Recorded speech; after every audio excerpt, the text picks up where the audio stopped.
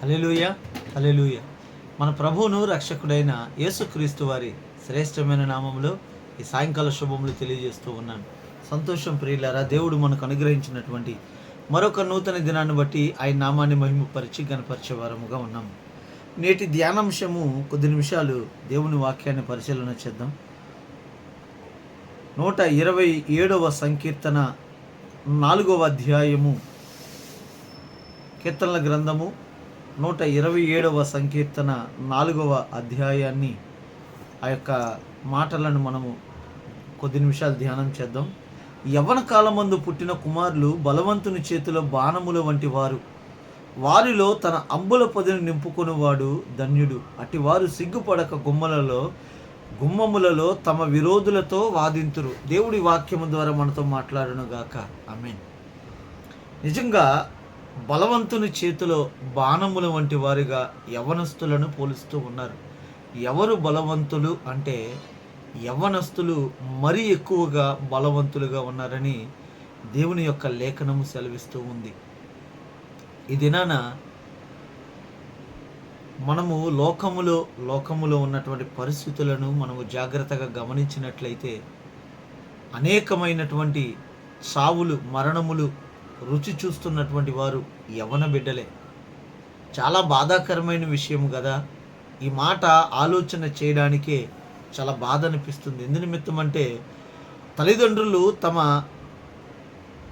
సమస్తమును కూడా వారు తమ ప్రేమను బట్టి, బిడ్డలపైన ఉన్నటువంటి మమకారాన్ని బట్టి సమస్తమును చంపుకొని వారే ప్రాణప్రదముగా వారిని పెంచుకునేటట్లుగా అనేకులు ఉంటారు.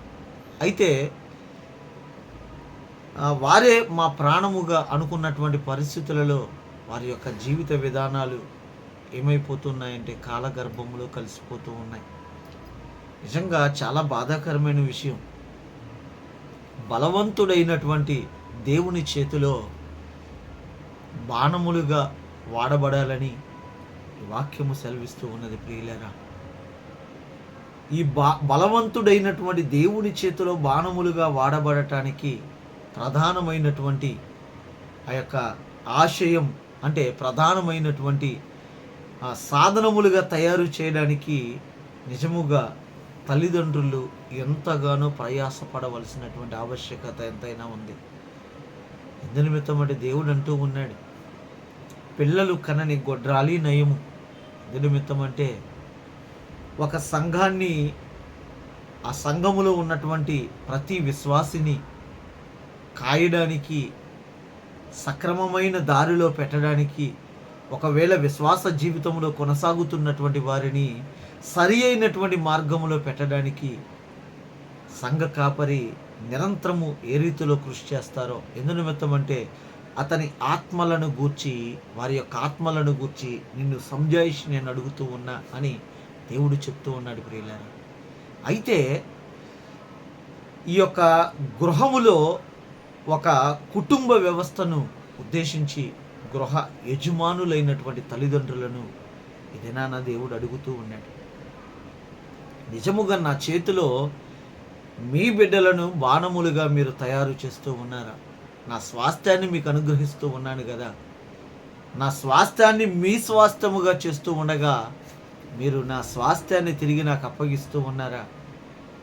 లేక వ్యసనాల బారి అయిపోతూ ఉంటే, భారమైనటువంటి ప్రార్థన లేక, భారమైనటువంటి విశ్వాసము లేక, దేవుని పైన అపారమైనటువంటి నమ్మకము ఆనుకొనుట లేక వారి యొక్క జీవితాలను పణంగా పెడుతూ ఉన్నామా?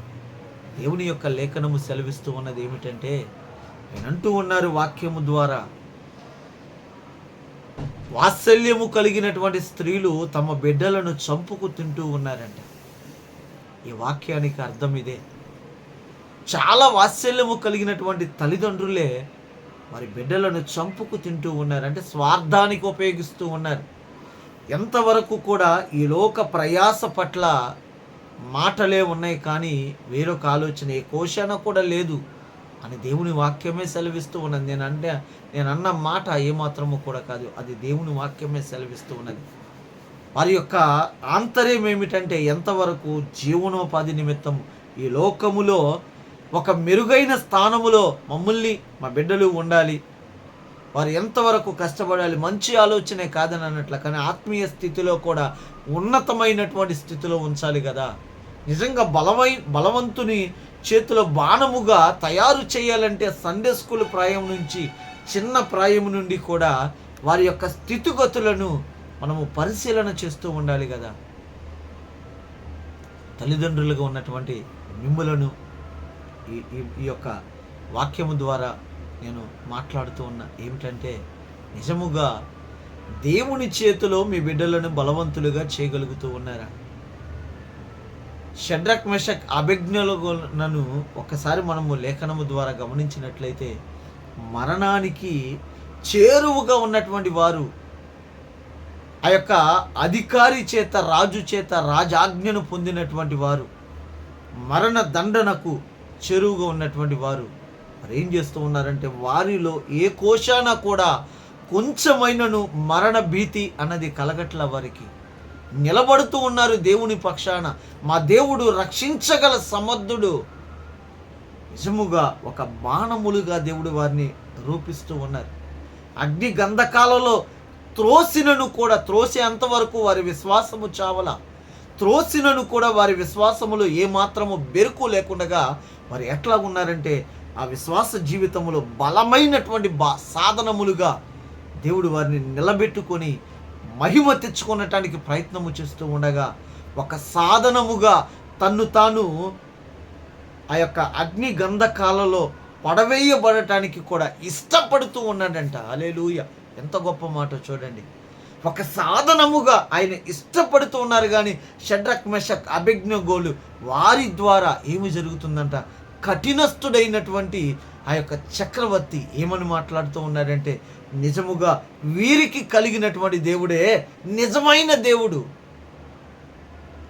ఇంత భయంకరమైనటువంటి ఉపద్రవములో నుండి కూడా ఎవరు రక్షించడానికి, రక్షకుడు ఎవరో వస్తారని ఊహకు అందనటువంటి స్థితిలో వారిని రక్షించగల సమర్థుడు నిజంగా నా యేసయ్య అని ఆయన ఏం చేస్తూ ఉన్నాడంటే, ఒక ఆజ్ఞను జారీ చేస్తూ ఉన్నాడు.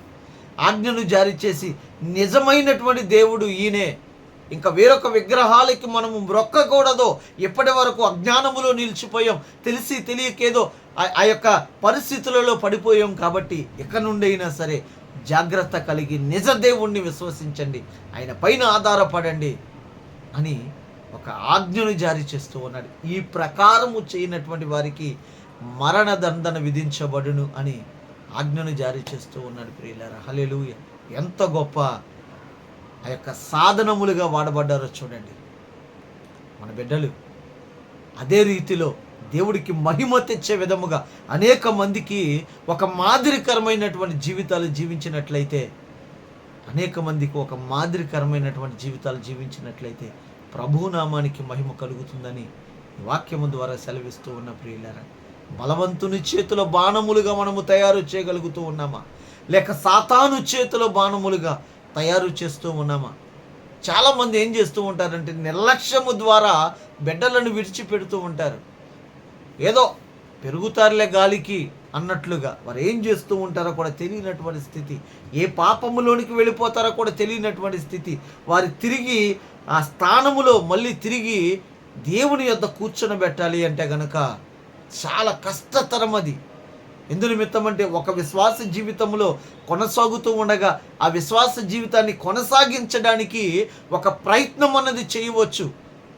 నిర్దిష్టమైనటువంటి ఆ స్థానములో మనము నిలపవచ్చు. కానీ ఆ వ్యక్తి తప్పిపోయిన తర్వాత ఆ వ్యక్తిని తీసుకొని వచ్చి అదే స్థాయిలో ఉంచాలంటే చాలా కష్టతరము. ప్రియులారా, నీ బిడ్డలు పెరుగుతున్నటువంటి ఆ యొక్క మార్గములో, నువ్వు పెంచుతున్నటువంటి మార్గములో అనేక మందికి మాదిరిగా నీ కుటుంబం ఉండాలని ప్రభు పేరట మనవి చేస్తూ ఉన్నా.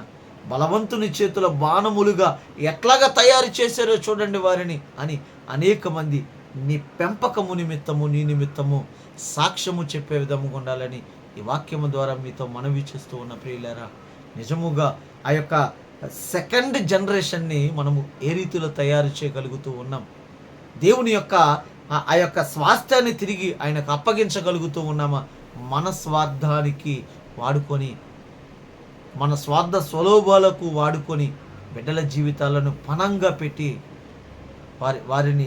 వారిని మనము చంపుకొని తినే ఆ రీతిలో మన యొక్క నడవడిక ఉంటుందా? రాత్రికాల సమయం ఆలోచన చేయమని ప్రభు పేరట మనవి చేస్తున్నాను. కూడి ఉన్న మీకందరకు రాత్రికాల శుభములు తెలియజేస్తూ ఉన్నాను.